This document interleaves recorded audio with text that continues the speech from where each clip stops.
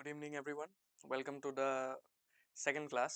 আজি আমি সকলোকে নিমন্ত্ৰণ জনাইছোঁ। আজি আমি চিনোনিম, এণ্টনিম আৰু homonyms আৰু homophones কি হয়, কেনেকৈ ব্যৱহাৰ কৰিব লাগে, সেইখিনি কথা আজি শিকিম। আজি ক্লাছটোত মই ফাৰ্ষ্ট অফ অল সকলোকে নিমন্ত্ৰণ জনাইছোঁ আৰু ভালদৰে ধ্যান দি কথাখিনি বুজি পাবলৈ আৰু কৰিবলৈ চেষ্টা কৰিবলৈ আপোনালোকক মই ছাজেশ্যন দিম আৰু সেইটো কৈয়ে মই আজিৰ ক্লাছটো আৰম্ভ কৰিছোঁ। আজি ক্লাছটো হ'ব আপোনাৰ চিনোনিমছ এণ্টনিমছ। প্ৰথম হ'ল চিনোনিমছ এণ্ড এণ্টনিমছ। চিনোনিমছ এণ্ড এণ্টনিমছ হ'ল চিনোনিম বুলি ক'লে হ'ল কি, যিখিনি একে অৰ্থৰ শব্দ, সম অৰ্থৰ শব্দবিলাক যিবিলাক থাকে সেইবিলাকক ইংৰাজীত চিনোনিমছ বুলি কোৱা হয়। আৰু এণ্টনিমছটো বুজি পাইছেই চাগে। এণ্টনিমছ মানে হ'ল যিবিলাক শব্দৰ মিনিংটো তাৰ অপজিট হয়। যেনেকৈ ধৰক ডাঙৰ, সৰু, এনেকুৱা ধৰণৰ ৱৰ্ডবিলাকক কি বুলি কোৱা হয় ইংৰাজীত? এণ্টনিমছ বুলি কোৱা হয়। তাৰ লগতে আমাৰ দুটা আৰু আছে, homophones আৰু homonyms। এইকেইটাৰ বিষয়েও আমি পঢ়িম। চ' কোনো দেৰি নকৰাকৈ আমি ক্লাছটো আৰম্ভ কৰোঁ।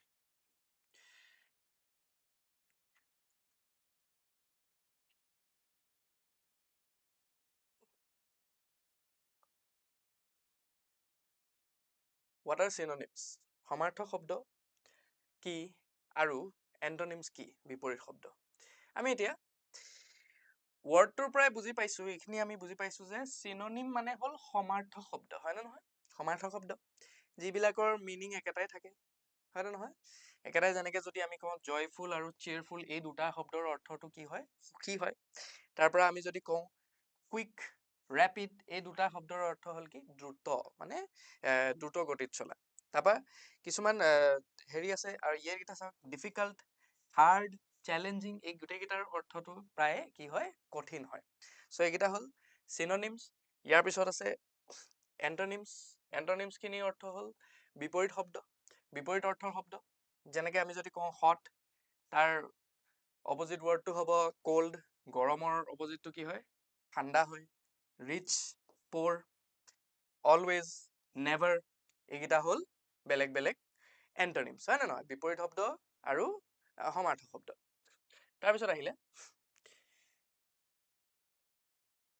তাৰপিছত এতিয়া আমি ডাইৰেক্ট কুৱেশ্যনলৈ যাম। কুৱেশ্যন কৰি পিনে আমি বুজিবলৈ চেষ্টা কৰিম এটা এটাকৈ।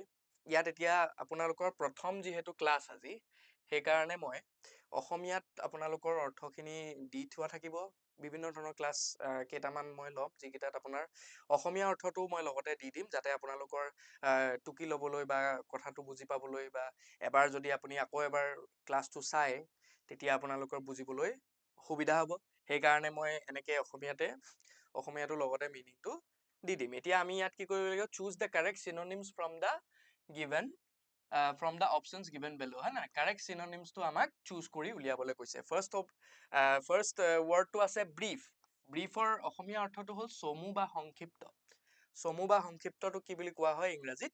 ব্ৰিফ বুলি কোৱা হয়। তেতিয়াহ'লে আমি কি বুজি পালোঁ? এইখিনি মুখস্থ কৰি লোৱাটো আপোনালোকৰ কাৰণে অতি জৰুৰী। আপোনালোকে প্ৰেক্টিছ কৰাটো অতি জৰুৰী, কাৰণ অভিয়াছলি মই এতিয়া পঢ়াইছোঁ, ক্লাছ কৰিছোঁ কাৰণে মই অসমীয়া মিনিংটো দি দিছোঁ। যদি মই যদি এক্সামত হ'লে মানে আপোনালোকৰ মিনিংটো দি নিদিয়ে। You will not get the meanings in Assamese in your exams. In exams, all you will get is the English words, and there will be 4 options. You will have to choose the correct answers, correct one from those options. Okay, অসমীয়াত আপোনালোকে নাপাব। Practice কৰাৰ কাৰণে আমি যিহেতু শিকিবলৈ আৰম্ভ কৰিছোঁ প্ৰথমবাৰৰ বাবে, সেইকাৰণে আমি এনেকৈ অসমীয়াত ৱৰ্ডৰ মিনিংটো দি দিছোঁ। তেতিয়া আমাৰ কি হৈ পৰে? এতিয়া লং মানে হ'ল কি? দীঘলীয়া, হয় নে নহয়? যেতিয়া দীঘলীয়া বস্তুটো হয়, এটা বস্তু যেতিয়া দীঘল হয় তেতিয়া তাক লং বুলি কোৱা হয়। লং মানে দীঘলীয়া, হয় নে? লং মানে হ'ল দীঘলীয়া। কিন্তু ওখ মানে দীঘলীয়া নহয়। ওখ মানে কি হ'ব? ওখ মানেও কি বুলি কোৱা হয়? ওখ মানে কি হ'ব? টল। এই দুটা অলপ কনফিউজন হয়, লং আৰু টল দুটাৰে অকণমান হয়, হয় নে নহয়? যেনেকৈ এতিয়া ইয়াৰ যিটো অপজিট ৱৰ্ড আছে, লঙৰ অপজিটটো শ্বৰ্ট হয় আৰু তলৰ অপজিটটো কি হয়? শ্বৰ্টেই হয়। তলৰ অপজিটটো আপোনাৰ কি পাব শ্বৰ্টে হয় এই দুটাই দুটাৰ কি হয় এন্টনিম হয় শ্বৰ্ট আৰু শ্বৰ্ট কিন্তু এই শ্বৰ্টটোৰ অৰ্থ হ'ল চাপৰ আৰু এইটো শ্বৰ্টটোৰ অৰ্থ হ'ল কি হ'ল মানে চুটি বুজি পাইছেনে শ্বৰ্ট চুটি আৰু এইটো কি হয় আৰু এটা আছে কি চাপৰ শ্বৰ্ট আৰু চুটি আৰু চাপৰ এই কথাটো আপোনালোকে গুৰুত্ব দিব লাগিব তাৰপৰা শ্বৰ্ট বুলি ক'লো তেতিয়া কি হ'ব ব্ৰিফ মানে হৈছে চমুকে যেতিয়া কাম এটা কৰা হয় তেতিয়া তাক কি বুলি কোৱা হয় ব্ৰিফ বুলি কোৱা হয় এনেকুৱা চিমিলাৰ ৱৰ্ড আমি কি পাম লাৰ্জটোতো হ'ব নোৱাৰে শ্ল' হ'ব নোৱাৰে লং হ'ব নোৱাৰে তেতিয়া কি হ'ব শ্বৰ্টটো তাৰ কি হ'ব চিমিলাৰ মিনিং থকা ৱৰ্ড হ'ব চিমিলাৰ মিনিং দেই একদম একজেক্ট কেতিয়াও একেই নহয় অলপ ডিফাৰেঞ্চ থাকে আপোনাৰ ডিফাৰেণ্টৰ কি থাকে কনটেক্সটত ডিফাৰেণ্ট থাকে আপোনাৰ কিছু কি ক্ষেত্ৰত কোনটো শব্দৰ ব্যৱহাৰ কৰা হ'ব সেইখিনি অলপ ডিফাৰেঞ্চ থাকে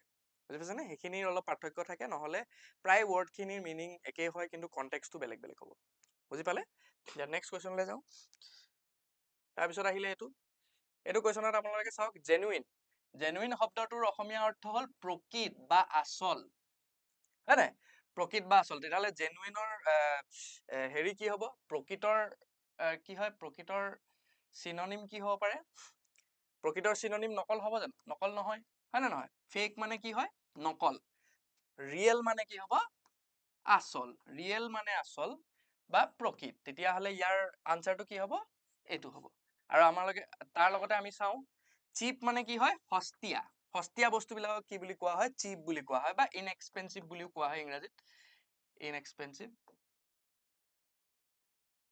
ইনএক্সপেঞ্চিভ বুলিও কোৱা হয় তাৰ লগতে নিউ মানে হ'ল নতুন এইটো আমি জানোৱেই আৰু নতুন হয় নে নহয় এনেকুৱা ধৰণৰ ৱৰ্ডবিলাক আপোনালোকে চাওক যেতিয়া আপোনালোকে এই ৱৰ্ডখিনি দেখিব এতিয়া এই অপশ্যনত বহুতকেইটা ৱৰ্ড আছে ফেক আছে হয় নে নহয় ফেক মানে কি হয় নকল হয়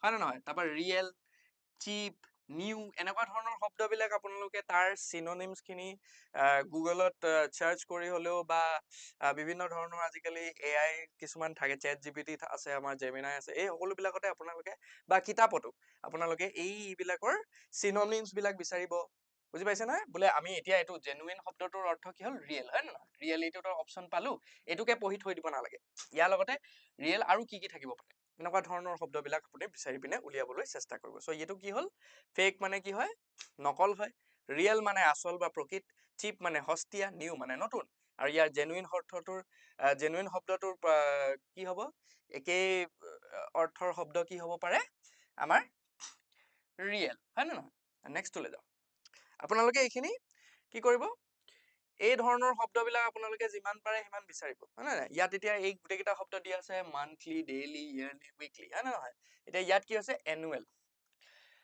এনুৱেল শব্দটোৰ অৰ্থ হ'ল কি এনুৱেলি হোৱা মানে এনুৱেলৰ পৰা আমি কি পাওঁ এনুৱেলি পাওঁ বাৰ্ষিক এনুৱেল মানে বাৰ্ষিক এনুৱেলি পাওঁ এনুৱেলি হোৱা মানে এবছৰত এবাৰ হোৱা বুজিছেনে তাৰপৰা বাইএনিয়েল থাকে বাইএনিয়েল বুলি ক'লে দ্বিবাৰ্ষিক হয় নহয় বাইএনিয়েল মানে হ'ল কি দ্বিবাৰ্ষিক এনেকুৱা ধৰণৰ শব্দবিলাক আপোনালোকে বিচাৰিবলৈ চেষ্টা কৰিব ইয়াৰ লগত জড়িত বিভিন্ন ধৰণৰ শব্দ আপোনালোকে পাব যিবিলাক আপোনালোকে বিচাৰি উলিয়াবলৈ চেষ্টা কৰিব তেতিয়াহ'লে মান্থলি বুলি ক'লে কি হ'ব মাহেকীয়া তেতিয়াহ'লে এইটো কি হ'ব অপশ্যন নহয় মান্থলি মানে কি হ'ব মাহেকীয়া ইন এ মান্থ মানে এমাহৰ ওলোৱা আগতে যে আমাৰ যেনেকে বিভিন্ন ধৰণৰ মেগাজিনছ বিলাক ওলাই সাপ্তাহিক মেগাজিনছ ওলাই সাপ্তাহিক পেপাৰ্ছ কিছুমান ওলাই তাৰ লগতে মান্থলি কিছুমান মেগাজিনছ ওলাই হয় নে নহয় আলোচনী আপোনালোকে পঢ়িছে চাগে পঢ়া নাই জানো গৰিয়সী প্ৰকাশ আদি আলোচনী আছে যিবিলাক আমাৰ দিনত আছিলে মৌচাক সেনেকুৱা ধৰণৰ আলোচনী তাৰপৰা ডেইলি বুলি ক'লে মানে দৈনন্দিন হোৱা ডেইলি হোৱা মানে ৰেগুলাৰলি যিটো ডেইলি হোৱা ইয়াৰলি বুলি ক'লে কি হৈ যায় এনুৱেল শব্দটোৰ অৰ্থ হৈ যায় ইয়াৰলি এইটো হৈ যাব ৰাইট আনচাৰ হয় নে নহয় উইকলি বুলি ক'লে কি হ'ব সাপ্তাহিক বুজি পালে তো এনেকুৱা ধৰণৰ শব্দবিলাক আপোনালোকে উলিয়াবলৈ চেষ্টা কৰিব নেক্সটলৈ যাওঁ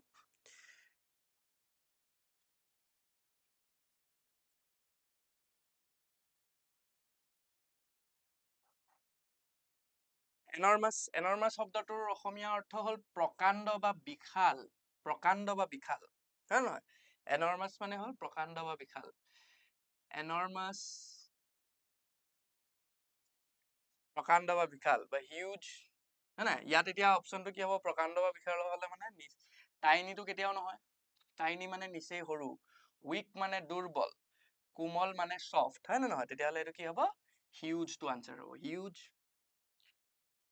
টো কি হ'ব? ৰাইট আনচাৰ হ'ব হিউজ। হিউজ মানে কি হ'ল? বিশাল, হয় নে নহয়? এনৰ্মাছ, জাইগেণ্টিকো হ'ব।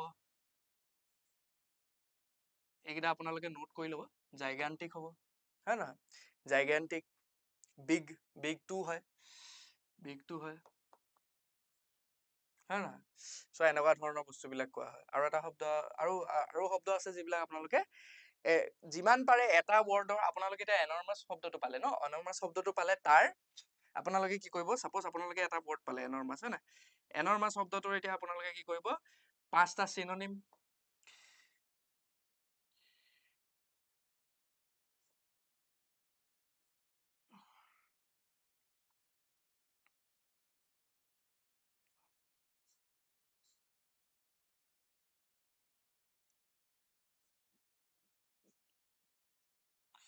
চিনোনিম 5টা উলিয়ালে, তাৰপৰা আপোনালোকে কি ওলালে? 5টা এণ্টনিম উলিয়ালে।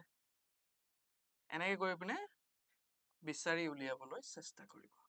আমিও লগতে আপোনালোকক ষ্টাডি মেটেৰিয়েলছ দি দিম, তথাপিতো আপোনালোকে নিজৰ পিনৰ পৰাও যিখিনি চেষ্টা কৰিব লাগে, যিহেতু আপোনালোকৰ নিজৰ এক্সাম, যিমান যি হ'লেও আমি নিজৰ চেষ্টাখিনি কৰিব লাগিব। আমিও আপোনালোকক সহায় কৰিম, আপুনিও নিজেই কিছুমান বস্তু ছাজেশ্যনছ দিম, যিবিলাক আপোনালোকে কৰক, তেতিয়া আপোনালোকে এইখিনি সহজতে কৰিব পাৰিব। এতিয়া কি হ'ল? এইটো হৈ গ'ল এনৰ্মাছ শব্দটোৰ অৰ্থ হৈ গ'ল কি? হিউজ। তাৰপৰা আমি আহিলো নেক্সট কুৱেশ্যন।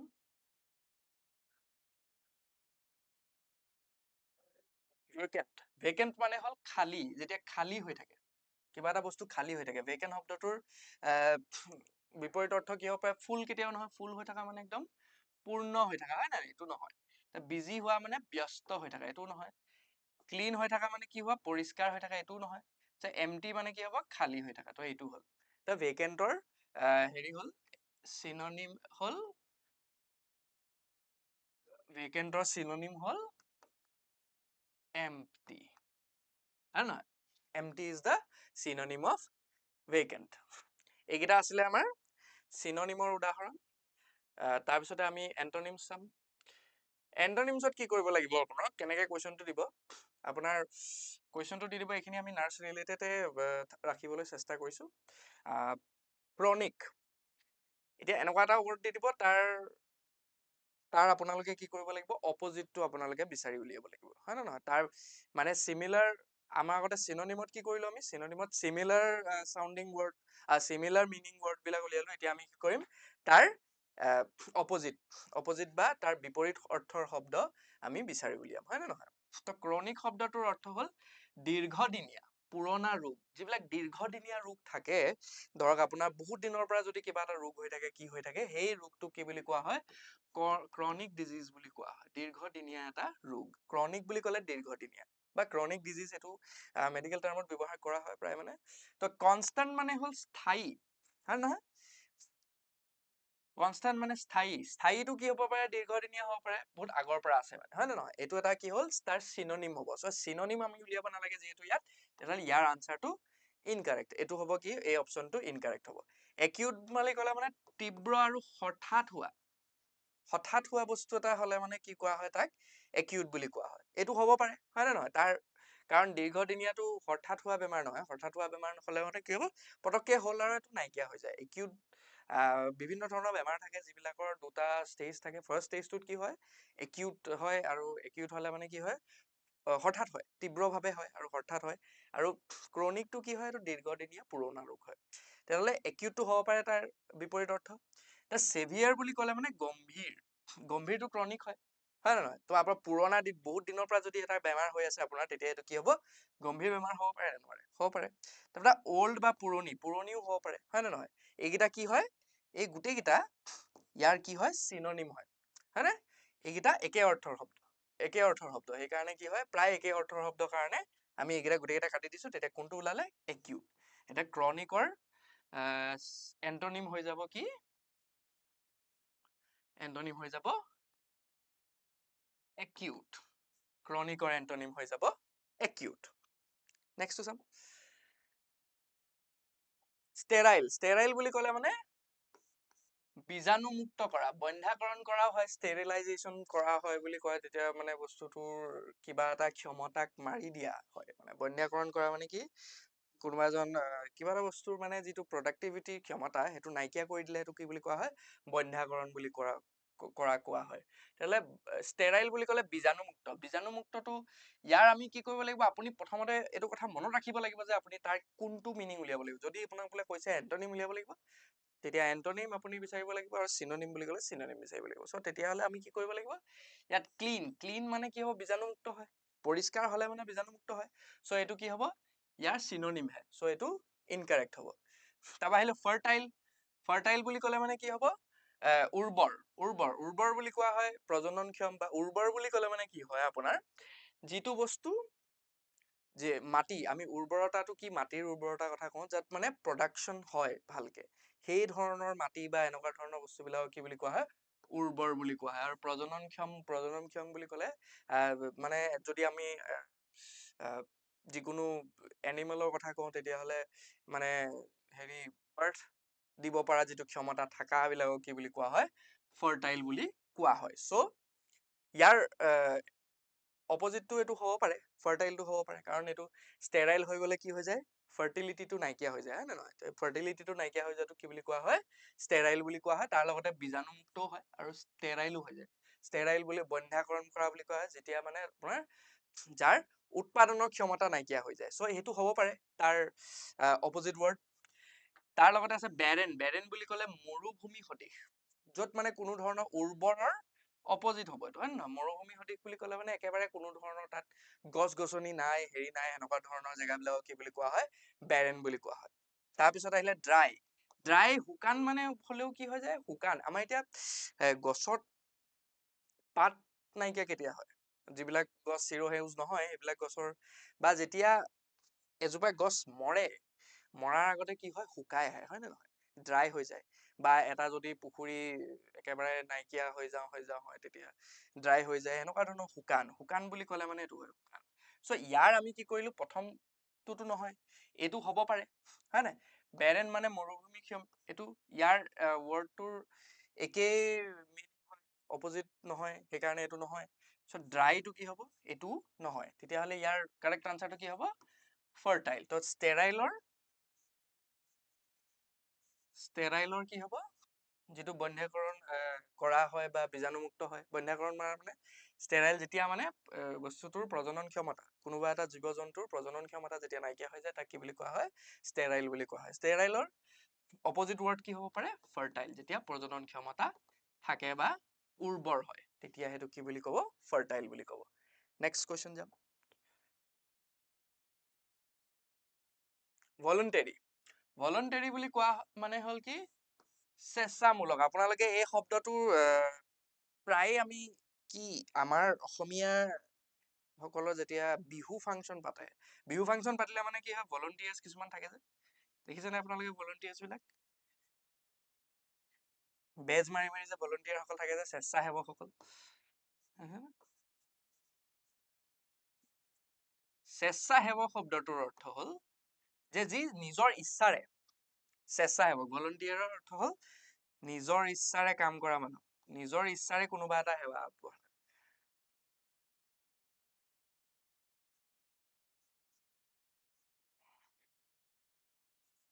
যিয়ে সেৱা আগবঢ়ায়।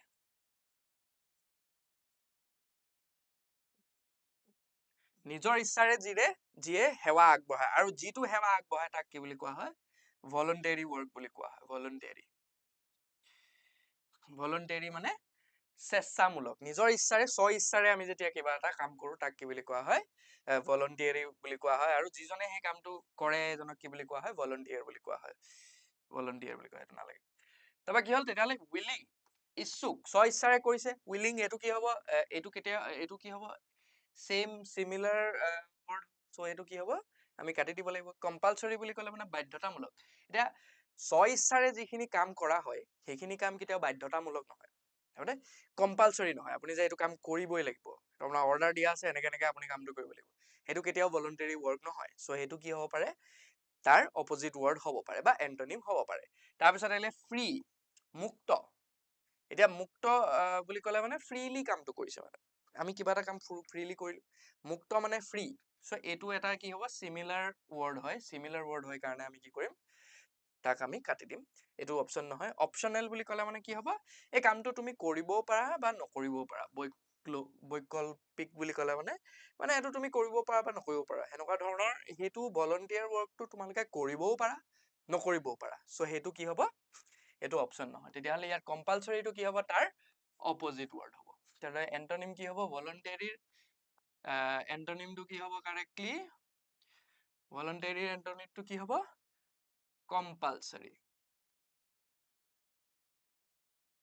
কম্পালসৰি হ'ব হয় নে নহয় সো বুজি পাইছা এইডখৰলৈকে তাৰ নেক্সট কুৱেশ্যনটোলৈ যাওঁ এগেইন মই এইটো কথা কওঁ যে তোমালোকে এইখিনি যেতিয়া কৰিবা তেতিয়া অবভিয়াছলি এতিয়া আমি ইয়াৰ আগৰ যিটো হেৰি পাইছিলো এইটোত এতিয়া ইয়াত অকল ইয়াৰ এন্টনিম এইটো হয় হয় নহয় এইটো আমাৰ এন্টনিম বুলি পালো এইটো কি হয় ইয়াৰ এন্টনিম হয় নহয় এন্টনিম এইটো তাৰ এন্টনিম হয় বাকি কিটা কি হয় সিনোনিম হ'ব তাৰ হ'বনে নহয় সিনোনিম এইটো এটা সিনোনিম হয় তাৰ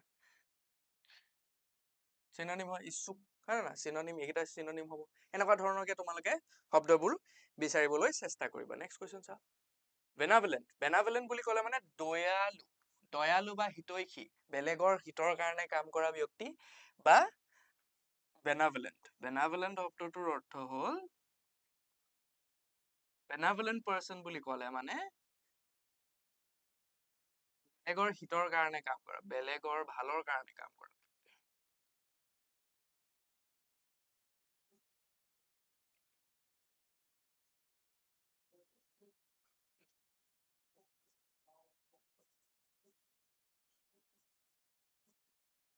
বেলেগৰ কামৰ ভালৰ কাৰণে কাম কৰা ব্যক্তিক কি বুলি কোৱা হয় বেনেভলেন্ট বুলি কয় এইটো এটা কি হয় ক্যাৰেক্টাৰ হয় এইটো এটা হেৰি হয় তো কি হ'ব বেনেভলেন্ট মানে যিজন ব্যক্তি দয়ালু হয় সো দয়ালুটো তাৰ কি হ'ব সিনোনিম হ'ব হয় নহয় সিনোনিম হৈ পৰিব এইটো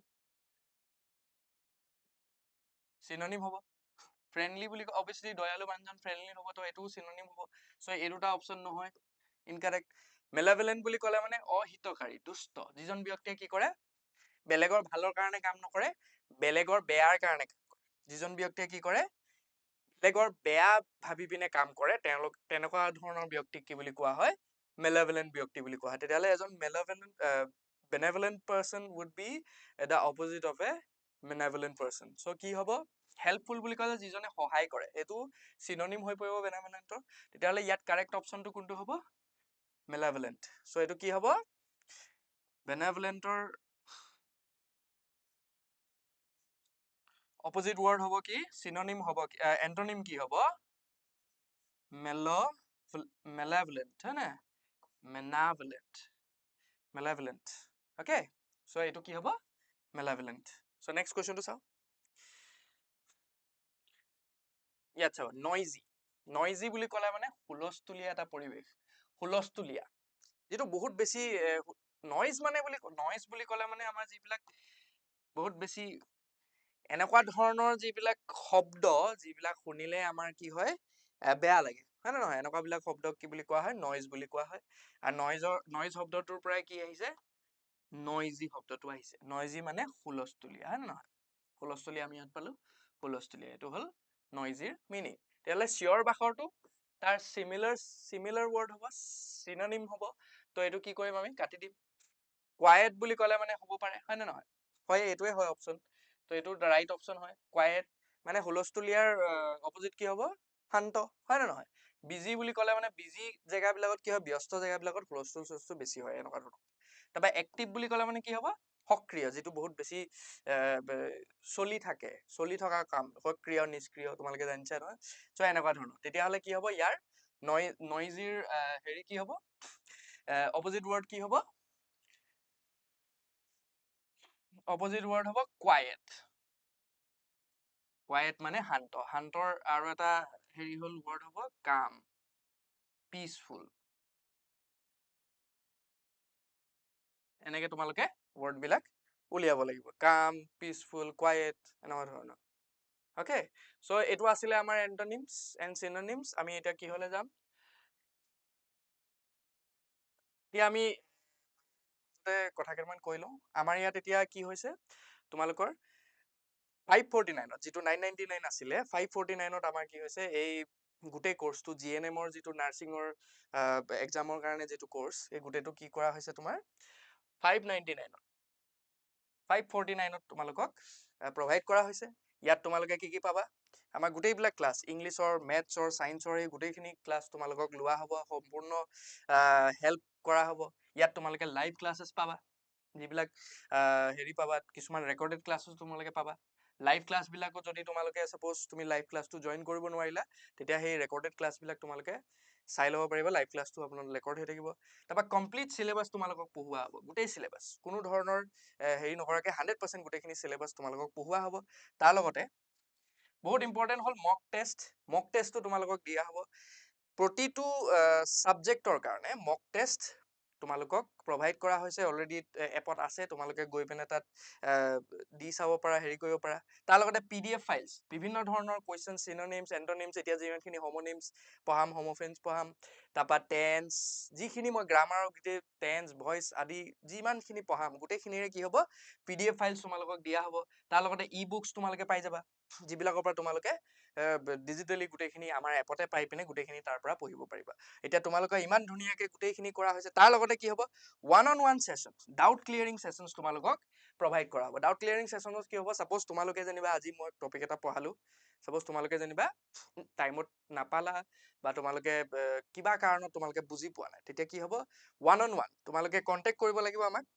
এই দুটা নম্বৰ দিয়া থাকিব, এই দুটা নম্বৰত কণ্টেক্ট কৰিব লাগিব। এপতো শ্লট বুকিঙৰ হেৰি আছে, তোমালোকে কণ্টেক্ট কৰি পিনে তোমালোকে কি কৰিব লাগিব, ডাউট ক্লিয়াৰিং ছেশ্যনৰ কাৰণে শ্লটছ বুক কৰিব লাগিব। আৰু আমি তাৰ কি কৰিম, বিভিন্ন ধৰণৰ যিমান তোমালোকৰ ডাউটছ আছে গোটেইখিনি ক্লিয়াৰ কৰি তোমালোকক একদম ক্লিয়াৰকে কনফিডেণ্ট দি পিনি তোমালোকক এক্সামলৈ আগবঢ়াই দিম। এই 5 মাহত তোমালোকক আমি গোটেইখিনি ভালদৰে কৰি দিম আৰু তোমালোকক 100% আমি ফিউচাৰ নাৰ্ছ বনাই এৰিম।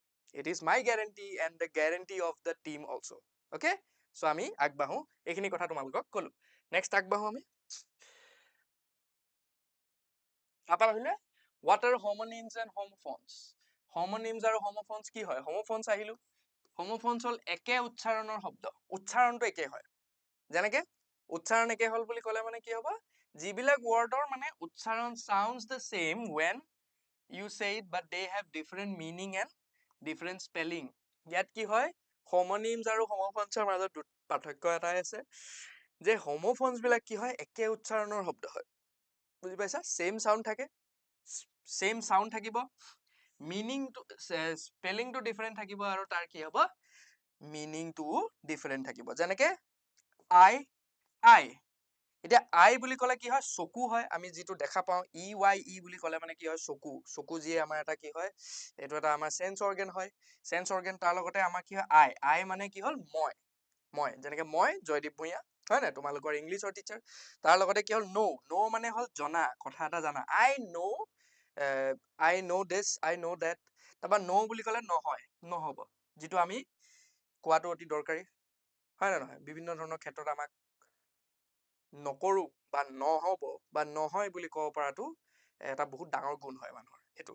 তাৰপৰা আহিলে ড'জ, ড'জ বুলি ক'লে মানে DOSE, ড'জ বুলি ক'লে মানে কি হয়, ঔষধৰ পৰিমাণ, কিমান পৰিমাণৰ ঔষধ দিয়া হ'ব, সেইটো কি বোলে, ড'জ। যিটো তোমালোকে যেতিয়া তোমালোকে নাৰ্ছ হ'বা, তেতিয়া তোমালোকক কিমান পৰিমাণৰ ঔষধ দিব লাগিব, কিমান ml দিব লাগিব, এইবিলাক কথা তোমালোকে পঢ়িব লাগিব, শিকিব লাগিব ভালদৰে, হয় নে নহয়, নাৰ্ছ হোৱাৰ পিছত। তাৰপৰা আহিলে ড'জ, ড'জ হোৱা মানে চিলমিলীয়া টোপনি ধৰা। আমি কেতিয়াবা কি হয়, পঢ়ি থাকোতে সাধাৰণতে হয়, এইটো মোৰো আগতে হৈছিলে, কি হয়, আমি যেতিয়া পঢ়ি থাকোতে টোপনি ধৰে, হয় নে নহয়? কেতিয়াবা কি হয়, যিবিলাক বস্তু আমাৰ কৰিব লাগে, ভাল কামবিলাকত আমাৰ সদায় কি হয়, আমনি লাগে, তেতিয়া কি হয়, আমি এনেকে চিলমিলকে টোপনি যাবলৈ লওঁ, হয় নে নহয়? তো এইটো এটা মিনিং হ'ল। তেতিয়া চাম, তাৰপৰা আহিলে homonyms, homonyms মানে হ'ল একে বানান আৰু একে উচ্চাৰণৰ, শব্দ একে বানানটো একে হ'ব স্পেলিং তাত ৱৰ্ড কেইটা একে থাকিব তাৰ লগতে তাৰ উচ্চাৰণো একে হ'ব কিন্তু তাৰ মিনিংটো বেলেগ হ'ব হয় নে নহয় মিনিংটো বেলেগ হ'ব এতিয়া চাওঁ ইয়াত কি হ'ব এ wooden stick used bat বুলি ক'লে কি হয় এটা wooden stick bat cricket bat বা আমাৰ ক্ৰিকেট বেটখন দেখিছা নহয় সেইখনক কি বুলি কোৱা হয় BAT বেট বুলি কোৱা হয় তাৰ লগতে বাদুলিটোকো BAT বেট বুলি কোৱা হয় এনিমেলটো বাদুলিটোকটো BAT বেট বুলি কোৱা হয় এই BAT বেটটোৱে তোমাৰ কি বোলে ক্ৰিকেটৰ বেটখনো বুজায় আৰু তাৰ লগতে কি বুলি বুজায় এইটো আমাৰ যিটো এনিমেল বাদুলিটো বুজায় হয় নে নহয় বাদুলি তেতিয়াহ'লে তাৰপিছত আহিলে পেচেণ্ট যিবিলাকৰ লগত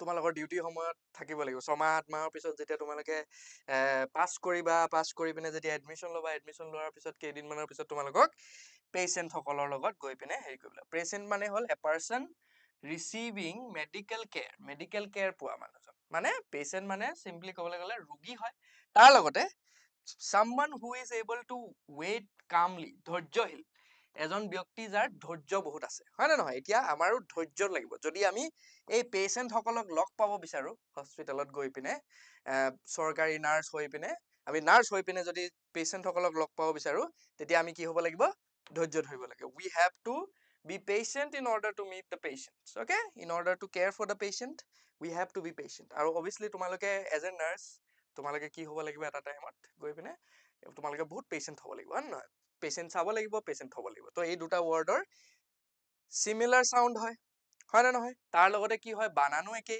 কিন্তু তাৰ কি হয় অৰ্থটো বেলেগ এতিয়া আমি এইটো বুজি পালো যে হোমোনিমছ বিলাক কি হয় যিবিলাকৰ একে বানান আৰু উচ্চাৰণ শব্দৰ কিন্তু তাৰ মিনিংটো বেলেগ হয় আৰু হোমোফেন্স বিলাক হ'ল কি একে উচ্চাৰণ কিন্তু তাৰ যিটো বানান থাকে বানানটো বেলেগ হয় এতিয়া এই হোমোফোনছ আৰু হোমোনিমছ বিলাকৰ কিছুমান আমি কৰিবলৈ চেষ্টা কৰিম দেই নেক্সট কুৱেশ্যনটো চাওঁ আমি fill in the blanks with correct options ইয়াত দিয়া আছে the nurse needs to check the patient's dash of medicine কিহৰ চাবলৈ কৈছে dash চাবলৈ কৈছে এতিয়া কি চাব লাগিব আমি ড'জ বুলি ক'লে মানে কি হ'ব মেডিচিনৰ ড'জ থাকিব পাৰে ড'জ বুলি ক'লে চিলমিলীয়া টোপনি আমি এতিয়া প্ৰথম কথাটো হ'ল এনেকুৱা ধৰণৰ কোৱেশ্চন যদি তোমালোকৰ আহে সেন্টেন্সটো বুজি পোৱাটো সেন্টেন্সটোৱে কি সুধিছে সেইটো বুজি পোৱাটো বা কি ক'বলৈ চেষ্টা কৰিছে সেইটো বুজি পোৱাটো অতি দৰকাৰী এতিয়া এইখিনি বস্তু তোমালোকক দিয়া নাথাকে এইবিলাক অসমীয়া এইখিনি দিয়া নাথাকে তোমালোকক সেইটো জাষ্ট প্ৰেক্টিচ কৰিবৰ কাৰণে হয় নহয় তো the nurse needs to check the patient's dress of medicine কি হৈছে নাৰ্ছে পেচেণ্টজনৰ কিবা এটা চেক মানে মেডিচিনৰ কিবা এটা চেক কৰিব লাগে মেডিচিনৰ কি চেক কৰিব লাগিব নাৰ্ছ গৰাকীৰ কামটো হ'ল কি মেডিচিন কিমান পৰিমাণৰ দিছে হয় নে নহয় ডক্টৰজনে প্ৰেছক্ৰাইব কৰি থৈ যাব এনেকে তোমালোকে দিবা ইমান পৰিমাণৰ মেডিচিন দিবা ইমান চ ইয়াত কি কৰিব লাগিব মেডিচিনৰ পৰিমাণটো চেক কৰিব লাগিব হয় নে নহয় এই ৱৰ্ডটোত আমি গম পাইছো যে ঔষধৰ মাত্ৰাটো আমি চেক কৰিব লাগিব তেতিয়াহ'লে ইয়াত তোমাৰ ঔষধৰ মাত্ৰাৰ হেৰিটো কি হয় আমি জানিব লাগিব প্ৰথমটো হ'ল ড'জ যোৱা মানে চিলমিলীয়া টোপনি যোৱা চ এইটো নহয় তো ড'জটো এই দুটাটো নহয় ডিউজ আৰু ডাজটো নহয় ডাজ আৰু ডিউজ এইটোতো ৱৰ্ড গিটাৰ এইটোৰ সাউন্ডটো একে নহয় উচ্চাৰণটো একে হ'ব লাগে যে উচ্চাৰণটো একে নহয় উচ্চাৰণটো কি হয় একে নহয় হয় নে নহয় এই দুটাৰ উচ্চাৰণটো বেলেগ উচ্চাৰণটো নাই মিলিছে জানো উচ্চাৰণটো সদায় চাবা তোমালোকে উচ্চাৰণটো নাই মিলা দুটাৰে এইটো হৈছে ডাজ এইটো ডিউজ চ' এই দুটাৰ উচ্চাৰণটো একেবাৰে মিলাই নাই ডাজ মানে কৰা ডিউজ মানে মাচুল বিলাক থাকে যে যিবিলাক দিব লাগে আমাৰ উচ্চাৰণ কাৰ মিলিছে ড'জ আৰু ড'জৰ মিলিছে হয় নে নহয় এই অপচন এ আৰু অপচন বি মিলিছে অপচন ড'জৰ মিনিং হ'ল চিলমিলীয়া টোপনি আৰু ড'জ DOZ ড'জৰ মিনিং হ'ল চিলমিলীয়া টোপনি যোৱা আৰু DOSE ড'জৰ মিনিং হ'ল ঔষধৰ পৰিমাণ হয় নে নহয় তেতিয়াহ'লে ইয়াৰ ভিতৰত কোনটো হ'ব আমাৰ অপচন বি টো কাৰেক্ট আনসাৰ হ'ব according to the sentence আমি according to the sentence কৰিব লাগিব বুজি পালা নহয় তেতিয়াহ'লে এইটো হ'ল অপচন বি টো কাৰেক্ট আনসাৰ নেক্সট কুৱেশ্যন চাওঁ the patient felt a sharp dress in the chest হয় নে নহয় চেষ্টত কি ফিল কৰিলে sharp এটা কিবা ফিল কৰিলে কি sharp ফিল কৰিলে এটা চাম অসমীয়া অৰ্থটো ইয়াত বিষ দিয়া আছে হয় নে নহয় তো কি হ'ব পেইন এই পেনটোৰ অৰ্থ হ'ল খিৰিকীৰ কাঠ। খিৰিকী যে এনেকে ফ্ৰেমটো বনোৱা থাকে যে এইটো কি বুলি কোৱা হয়? উইন্ডো পেন বা পেন বুলি কোৱা হয়। তাৰপৰা আহিলে পেইন। পেইন মানে বিষ বা যন্ত্ৰণা। বিষ বা যন্ত্ৰণা হ'ব পাৰে, হয় নাই? সেইটোৱে হয় আনচাৰ, হয় নে নহয়? এইটো অপশ্যন বিটো আনচাৰ হয়, কিন্তু আমি তাৰ লগতে বাকীকেইটা অপশ্যন কিয় নহয় সেইটো জানিব লাগিব। পেইন মানে হ'ল খিৰিকীৰ কাঠ। খিৰিকীৰ কাঁচ হয়। খিৰিকীৰ কাঁচ হোৱাৰ কাৰণে তাক কি বুলি কৈছো আমি? উইন্ডো পেইন বুলি যে কোৱা হয়। খিৰিকীত যে লগোৱা থাকে যে গ্লাছটো যে, খিৰিকীত যে গ্লাছ লগাই যে, দেখিছা নে তোমালোকে? খিৰিকী অবভিয়াছলি দেখিছা। সেইটো কি বুলি কোৱা হয়? পেইন বুলি কোৱা হয়, হয় নে নহয়? তাৰ লগতে পেইন, এই দুটাৰ উচ্চাৰণটো একেই, কিন্তু পাইন আৰু পান, পাত্ৰ পেন, পাইন আৰু পেনটোতো উচ্চাৰণটো একেই নহয়, তো এই দুটা অপশ্যন তোমালোকে বাদেই দিব লাগিব। তোমালোকে চিমিলাৰ চাউণ্ডিং ৱৰ্ড কেইটা বিচাৰিব প্ৰথমতে। অপশ্যন কেইটাত চাৰিটা দিয়া আছে, এতিয়া এই অপশ্যনটোত চোৱা, পেইন পেইন দুটাই চিমিলাৰ চাউণ্ডিং হয়। পাইন পেন এই দুটা বেলেগ বেলেগ চাউণ্ডিং। চ' দুটা অপশ্যন তোমালোকে অলৰেডি 50-50 আঁতৰাই দিবা। তাত দুটা থাকিলে এই দুটাৰ ভিতৰত এটা অপশ্যন হ'ব। তো এতিয়া কি হ'ব? পেইন আৰু পেইনটোৰ ভিতৰত হ'ব। পেইন মানে দুখ, যন্ত্ৰণা, বিষ, এইবিলাকক কি বুলি কোৱা হয়? পেইন বুলি কোৱা হয়। আৰু পেইন মানে হ'ল খিৰিকীত লগোৱা গ্লাছটো। চ' তাৰ কাৰেক্ট অপশ্যনটো কি হ'ব? এইটো। নেক্সট কুৱেশ্যন যাওঁ। এনেকুৱা ধৰণৰ ৱৰ্ডবিলাক তোমালোকে বহুত মুখস্থ কৰিব লাগিব, বহুত চাব লাগিব, গোটেইখিনি কৰিব লাগিব। আমি ষ্টাডি মেটেৰিয়েল প্ৰভাইড কৰিম, সেইখিনি তোমালোকে চাই চাই কৰিব লাগিব। নেক্সট চাওঁ। আৰু তোমালোকৰ যদি ডাউট হয় তেতিয়া ডাউট ক্লিয়াৰিং ছেশ্যনছ থাকে, মক টেষ্ট ল'বা, যিবিলাকৰ পৰা তোমালোকে প্ৰেক্টিচ কৰিব পাৰিবা। ভালকে পঢ়িলা কিতাপ, বিভিন্ন ধৰণৰ কিতাপ পঢ়িলা, তাৰপিছত প্ৰেক্টিচ কৰিলা মক টেষ্টখিনি। সেনেকে তোমালোকে ভালদৰে কথাখিনি বুজি পাব পাৰিবা। চ' এপটোত গৈ পিনে তোমালোকে বিভিন্ন ধৰণৰ যিমানখিনি আছে, যিমানখিনি সুবিধা তোমালোকক প্ৰদান কৰা হৈছে, গোটেইখিনি ল'বলৈ চেষ্টা কৰিবা। তাৰপৰা নেক্সট কুৱেশ্যন চাওঁ। Exercise helps you to dress weight. মানে এক্সাৰচাইজ কৰিলে কি হয় বুলি কৈছে? ৱেইটটো কি হয়? কমি যায়, হয় নে নহয়? এক্সাৰচাইজ কৰিলে ৱেইট কমে। ৱেইট কমে, ইয়াত তোমাৰ চাৰিটা অপশ্যন দিয়া আছে। প্ৰথম আমি কি কৰিব লাগিব?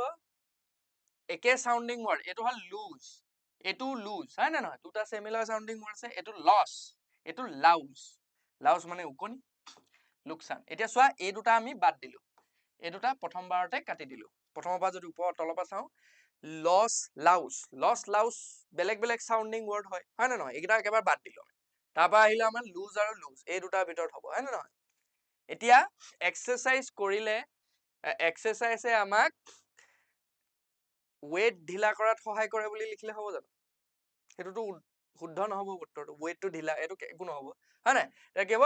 ৱেইট লুজ কৰাত সহায় কৰে বা শ্বাস কৰাত সহায় কৰে হ'ব, হয় নে নহয়? তেতিয়াহ'লে এই ৱৰ্ডটো কি হ'ব? Correct answer. এইটো হ'ব ইনকাৰেক্ট আনচাৰ। লুজ মানে ঢিলা হৈ যোৱা বস্তুটো। কিবা এটা বস্তু যদি ঢিলা হৈ থাকে তাক কি বুলি কোৱা হয়? লুজ বুলি কোৱা হয়। আৰু লুজ কৰা মানে কি হয়? হেৰুৱা বা শ্বাস কৰা, বস্তু এটা ডিক্ৰিজ কৰা। লুজ শব্দটোৰ আৰু এটা ৱৰ্ড হ'ব, এইটো ডিক্ৰিজ। এইটো হ'ব তোমাৰ এটা চিননিম, হয় নে নহয়? তেনেকুৱা। নেক্সট কুৱেশ্যন চাওঁ। ইয়াত চোৱা, hospital is built on a large, ইয়াত কি আছে? লাৰ্জ এটা জেগা লাগিব, হয় নে? স্থান এটা ডাঙৰ। হস্পিটেল এখন বনাবলৈ আমি কি কৰিব লাগে? বহুত ডাঙৰ এটা জেগা লাগে, নালাগে জানো? হয়। চ' ইয়াত চাম, প্ৰথম ৱৰ্ডটো হ'ল, ইয়াত চাবা তোমালোকে, চোৱা ইয়াত এতিয়া কি হৈছে? তোমালোকৰ তিনিটা ৱৰ্ড তোমালোকে চাইট, চাইট, চাইট, এই তিনিটা চিমিলাৰ চাউণ্ডিং ৱৰ্ড হয়।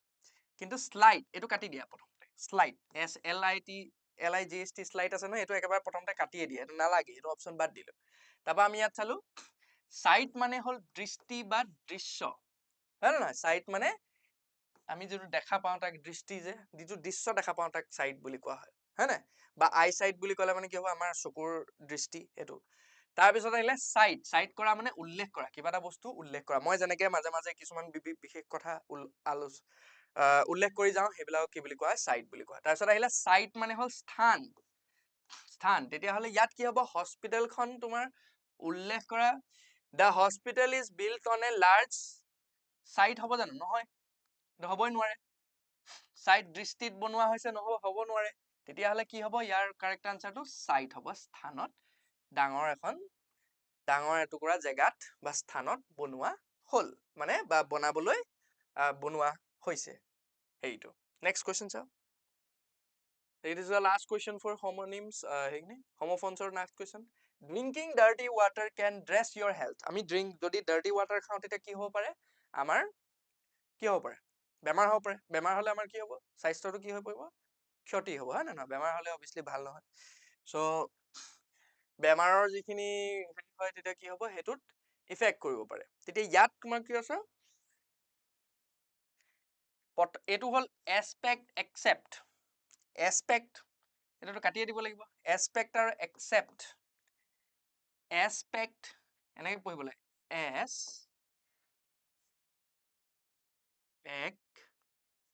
এইটো এক্সপেক্ট এসপেক্ট পঢ়িলো একসেপ্ট এক্সেপ্ট এই দুটাৰ এইটো যদি আমি পঢ়ো এসপেক্ট হয় নহয় এসপেক্ট এইটো কি হল এইটো এটা ডিফাৰেন্ট সাউন্ড হল আৰু একসেপ্টটো ডিফাৰেন্ট সাউন্ড হল তেতিয়াহলে এই দুটা কি হ'ব ইনকাৰেক্ট হ'ব হয় নে নহয় এই দুটা হ'বই নোৱাৰে তেতিয়াহলে থাকিলে তোমাৰ ইফেক্ট এক্সপেক্ট এসপেক্ট বুলি ক'লে মানে দিশ বিভিন্ন ধৰণৰ দিশ কিবা এটা বস্তুৰ aspect this aspect of the person is very good বা এই বস্তুটো এই দিশটো তেওঁৰ ভাল বা এই দিশটো বা আমাৰ যদি কোৱা হয় এইখন হস্পিটেলৰ এইটো কাম ভাল দিস এসপেক্ট বুলি ক'লে এইখন হস্পিটেলত কি হয় ডক্টৰ সকল ভাল ততে এই এসপেক্টটো ভাল তেওঁলোকৰ একসেপ্ট বুলি ক'লে মানে তাৰ বাহিৰে কিবা এটা ক'লে যে এনেকে এইটোৰ হেৰিটো হ'ল accept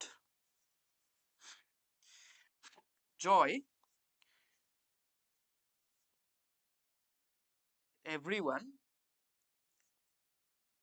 came to the party হয় নে নহয় জয়দীপৰ বাহিৰে বা জয়ৰ বাহিৰে বাকি সকলো কি আহিলে পাৰ্টিটোলৈ আহিলে তো হেতু হল তাৰ মিনিংটো কিন্তু ইয়াত কি হ'ব এফেক্ট মানে হল পৰিণাম ফল এইটো এটা নাউন হয় নে নহয় সো ইয়াত আমাৰ নাউনটো অলৰেডি আছে তো কি হ'ব এফেক্ট মানে ফল ড্ৰিংকিং ৱাটাৰে কি কৰে ফল হৈ পৰে এইটো হ'ব নোৱাৰে প্ৰভাৱ পেলোৱা আমাৰ কি কৰে এফেক্ট কৰে বা প্ৰভাৱ পেলোৱা ইয়াৰ অৰ্থটো হল প্ৰভাৱ পেলোৱা তো কি হ'ব এফেক্ট শব্দটো কি হ'ব কাৰেক্ট হ'ব হয় নহয় কাৰণ ইয়াত আমি এফালৰ পৰা যদি গ্ৰামাটিকেল ৱেটো চাওঁ তেতিয়া কি হয় ড্ৰিংকিং ডাৰ্টি ৱাটাৰ এই ড্ৰিংকিংটো হল এইটো এটা কি হয় ভাৰ্ব ডাৰ্টি ৱাটাৰ আছে অলৰেডি ভাৰ্বটো সেইটো হেনে কৰি পিনে ডাৰ্টি ৱাটাৰ কেন হেৰি ক'লে মানে এফেক্ট কৰিব পাৰে এফেক্ট শব্দটোৰ অৰ্থ হল কিবা এটা বস্তুত প্ৰভাৱ পেলোৱা হয় নহয় প্ৰভাৱ পেলোৱা আৰু ইফেক্টৰ অৰ্থ হল তাৰ পৰিণাম প্ৰভাৱটো পৰাৰ পিছত যিটো পৰিণাম ওলাব সেইটো ইফেক্ট বুলি ক'ব আৰু প্ৰভাৱ পৰাটোক কি বুলি ক'ব এফেক্ট বুলি ক'ব তেতিয়াহ'লে কাৰেক্ট আনসাৰ হ'ব এইটো নহয় হয় না দুটাৰে কিন্তু সাউন্ডটো একেই এফেক্টে ওকে নেক্সট কোৱেশ্চন চাও এতিয়া আমি এইখিনি কৰিম ইয়াৰ পিছত আহিলে তোমাৰ এতিয়া আমি কি কৰিম homonyms খিনি কৰিম homonyms খিনিত কেনেকে দিয়া আছে চোৱা কুৱেশ্যনটো তোমালোকৰ কেনেকে দিয়া আছে চোৱা patent patient আৰু ইয়াত দিয়া আছে এটা তোমালোকৰ মেডিকেল মিনিং এটা দিয়া আছে মেডিচিনেল মিনিং দিয়া আছে মেডিচিনেল মিনিং বা মিনিং ৰিলেটেড টু মেডিকেল বা মেডিচিন সেইটো দিয়া আছে পেশেন্ট মানে হল এজন ৰোগী তাৰ সেকেন্ড মিনিংটো আমি উলিয়াব লাগে সেকেন্ড মিনিংটো কি হ'ব sick মানে অসুখীয়া হে এজন ৰোগী হ'ব জানো অসুখীয়া হয় ৰোগীজন অসুখীয়া ব্যক্তি অসুখীয়া শব্দটোৰ হেৰি শব্দটো কি হ'ব হয় না পেশেন্ট sick মানে অসুখীয়া এইটো হ'ব পাৰে নে নোৱাৰে এইটো আমি হ'ব পাৰে বুলি ধৰি থৈছো তাৰপৰা এইটো চা কাম এণ্ড টলাৰেন্ট ধৈৰ্যশীল হা ইয়াত চোৱা মেডিকেল মিনিংটো এইটো হ'ব পাৰে কিন্তু ইয়াৰ কি হ'ব সেকেন্ড মিনিংটো যিটো হয় এইটো মেডিকেল মিনিংটো হ'ব পাৰে এইটো এই মিনিংটো এইটো হ'ব পাৰে সো এইটো কি হ'ব মেডিকেল মিনিংয়ে হ'ব নেক্সট ইটো মিনিং নহয় অসুখীয়া মানেও ৰোগীয়ে হয় সো সেইটো নহয় বুজি পাইছা নে ভুল অকমান হেৰি হৈছিলে খেলিমেলি হৈছিলে তো পাইছো তাৰপৰা কাম এণ্ড টলাৰেন্ট ধৈৰ্যশীল পেশেন্ট শব্দটোৰ অৰ্থ কি হ'ব পাৰে ধৈৰ্যশীল হ'ব পাৰে পেশেন্ট শব্দটোৰ অৰ্থ হ'ল ধৈৰ্যশীল হয় নহয় পেশেন্ট মানে কি হ'ব ধৈৰ্যশীল তো এইটো শব্দ কি হ'ব কাৰেক্ট হ'ব তাৰপৰা ডক্টৰ হলে চিকিৎসক ফাষ্ট এইকেইটাটো দৰকাৰে নাই সো এইটো হ'ল অপশন বি টো কাৰেক্ট কাম এণ্ড টলাৰেন্ট পেশেন্ট নেক্সট কুৱেশ্যন তাৰপৰা আহিলে অৰ্গেন বুলি ক'লে মানে অৰ্গেন বুলি ক'লে মানে শৰীৰৰ অংগ অৰ্গেন বুলি কোৱা হয় আৰু এটা হ'ল কি অৰ্গেন মানে মিউজিকেল ইনষ্ট্ৰুমেন্টটো হয় তোমালোকে বুজি পাইছা নে জানো অৰ্গেন বুলি এটা মিউজিকেল ইনষ্ট্ৰুমেন্ট থাকে তো ইয়াৰ মিনিংটো কি হ'ব ইয়াত দিয়া আছে মিউজিকেল ইনষ্ট্ৰুমেন্ট এইটো কাৰেক্ট হ'ব অৰ্গেন বুলি ক'লে ডিজিজ কেতিয়াও নহয় অৰ্গেন মানে কি হয় শৰীৰৰ অংগ হয় তো এইটো ইনকাৰেক্ট হ'ব হাড়টো ইনকাৰেক্ট হ'ব হাড়টো অৰ্গেন হ'ব, কিন্তু এইটো মেডিচিনেল টাৰ্ম, মেডিকেল টাৰ্ম হয় এইটো, হয় নাই? মেডিকেল টাৰ্মত এইটো কি হয়? অৰ্গেন হয়, বা এইটো বনটো কি হয় এটা বেলেগ, এইটো ইনকাৰেক্ট হ'ব। চ' মেডিচিন হ'লে মানে ঔষধ হয়, এইটো ইনকাৰেক্ট। তেতিয়াহ'লে মিউজিকেল ইনষ্ট্ৰুমেণ্টটো কাৰেক্ট আনচাৰ হ'ব, অৰ্গেন। এইটো মিউজিকেল ইনষ্ট্ৰুমেণ্টটো কি হ'ব? অৰ্গেন, বাদ্যযন্ত্ৰ। এইটো অৰ্গেন এটা মেডিচিনেল, শৰীৰৰ অংগটোক অৰ্গেন বুলি কোৱা হয়। তাৰ লগতে ছেকেণ্ড মিনিংটো হ'ল কি? Musical instrument. তাৰপৰা নেক্সট ৱৰ্ডটো চাওঁ, ষ্টুল। ষ্টুল বুলি ক'লে মানে কি বুলি কোৱা হয়? মল বা বিষ্ঠা বুলি কোৱা হয় হেৰিত, মেডিকেল টাৰ্মত। কিন্তু তাৰ হেৰি অৰ্থটো হ'ল, ছেকেণ্ড মিনিংটো হ'ল চিট উইদাউট এ বেক, টুল, এইটো হয়। টেবল নহয়, টেবলটো কি হয়? ডাঙৰখনক টেবল বুলি কোৱা হয়। টেবলত কি হয়? খোৱা হয়। টেবলটো নহয়, টেবলটো কি হয়? এটা য'ত মানে কিবা কিবি বস্তু থোৱা হয়, হেৰি তাত বহা নহয় টেবলত। ষ্টুল মানে হ'ল এনেকুৱা এখন আসন য'ত কি নাথাকে? বেগটো নাথাকে মানে, বুজিছা নাই? টুল, সৰু ষ্টুল যিবিলাক মানে এনেকা কোনো হেৰি নাথাকা, বেগ পিছ চাইডে মানে আউজি বহিব নোৱাৰা হেৰি থাকে, সেইবিলাকক কি বুলি কোৱা হয়? ষ্টুল বুলি কোৱা হয়। তো ছেকেণ্ড অপশ্যনটো কাৰেক্ট হ'ব। বেড নহয়, বেডটো বিচনা হয়। দুৱাৰটো নহয়, দুৱাৰটো নহয়। আমাৰ কি হ'ব? এ চিট উইদাউট এ বেগটো কি হ'ব? কাৰেক্ট আনচাৰ হ'ব। নেক্সট কুৱেশ্যন চাওঁ। নেক্সট এণ্ড লাষ্ট কুৱেশ্যনটো অফ টুডে, আজিৰ লাষ্ট কুৱেশ্যন। প্ৰথমটো হ'ল কালচাৰ। কালচাৰ মানে, কালচাৰ শব্দটোৰ মেডিকেল টাৰ্মটো হ'ল বেক্টেৰিয়া বৃদ্ধিৰ পৰীক্ষা। যেতিয়া বেক্টেৰিয়া কিমান পৰিমাণৰ আছে বা বৃদ্ধি হৈছে নেকি, তাক পৰীক্ষা যেতিয়া কৰা হয়, সেইটো কালচাৰ বুলি কোৱা হয়। আৰু কালচাৰ বুলি ক'লে আমি জানোৱে, আমাৰ কালচাৰ, আছামিজ কালচাৰ, এইটো কালচাৰ, এইটো কালচাৰ, এনেকুৱা ধৰণকে কৈ থকা হয়। আমুক কালচাৰ, তামুক কালচাৰ কৈ থকা হয় নে নহয়? কালচাৰ মানে কি হয়? Customs and arts of A nation বা অফ এ ৰিজন, মানে ষ্টেট এখনৰ কালচাৰ থাকিব পাৰে। চ' সেইটো কি হ'ব? কালচাৰ শব্দটোৰ অৰ্থ হ'ল সংস্কৃতি। হেল্থ বুলি ক'লে মানে স্বাস্থ্য, এইটো ডাইৰেক্ট আছে, সেইটো নহয়। চায়েন্স নহয়, চায়েন্স মানে বিজ্ঞান হয়। হিষ্ট্ৰী মানে ইতিহাস, ইতিহাসটো সংস্কৃতি নহয়। তেতিয়াহ'লে কি হ'ব? কালচাৰটো কাৰেক্ট আনচাৰ হয়। So' this is the correct answer. So' এনেকুৱা ধৰণৰকে তোমালোকৰ কুৱেশ্যনবিলাক আহিব। এতিয়ালৈকে যিমানখিনি বুজি পালা, পুনৰবাৰ মই কৈছোঁ, তোমালোকৰ 5,500 টকাত তোমালোকৰ হেৰিটো দিয়া হৈছে। তোমালোকে ভালকে, যদি এতিয়াও জইন কৰা নাই, যোনে যোনে জইন কৰা নাই, আৰু যদি জইন কৰিম বুলি ভাবি আছা, আমাক কণ্টেক্ট কৰা। ৰ'বা,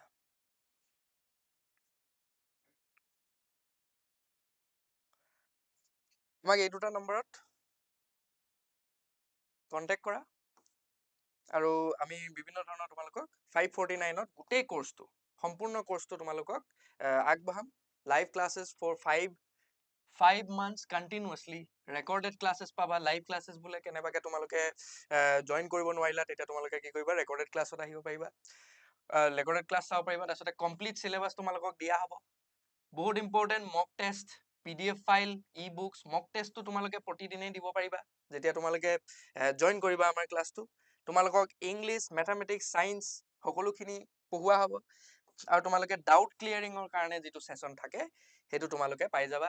1-on-1 ডাউট ক্লিয়াৰিং, এজন এজন, মানে মই যদি থাকোঁ, তোমালোকৰ বোলে ছাপ'জ তোমালোকৰ কোনোবা এজনৰ দিগদাৰ হৈছে, তেতিয়া মই আহি পিনে তোমালোকৰ লগত ভিডিঅ' কলত, ভিডিঅ' কনফাৰেঞ্চত তোমালোকক মই ডাউটখিনি ক্লিয়াৰ কৰি দিম। এইখিনি আজিৰ কাৰণে আছিলে। তাকে কৈ মই তোমালোকক ধন্যবাদ জনাইছোঁ। তোমালোকে যোনে যোনে আমাৰ ক্লাছটো জইন কৰিছা, আমাৰ ইয়াত এডমিশ্যন লৈছা, সকলোকে কোৰ্চটো কিনিছা, সকলোকে মই ধন্যবাদ জনাইছোঁ। Thank U. আশা কৰিছোঁ তোমালোকে গুণটোক যিটো এক্সাম আহি আছে, তাত তোমালোকে ভালদৰে পাছ কৰি এগৰাকী ফিউচাৰ নাৰ্ছ হোৱা। সেই কথাটো মই সদায় ক'ম, ফিউচাৰ নাৰ্ছ বুলিয়ে ক'ম তোমালোকক। আৰু তাকে কৈ মই আজিৰ এই ছেশ্যন শেষ কৰিছোঁ। Thank U.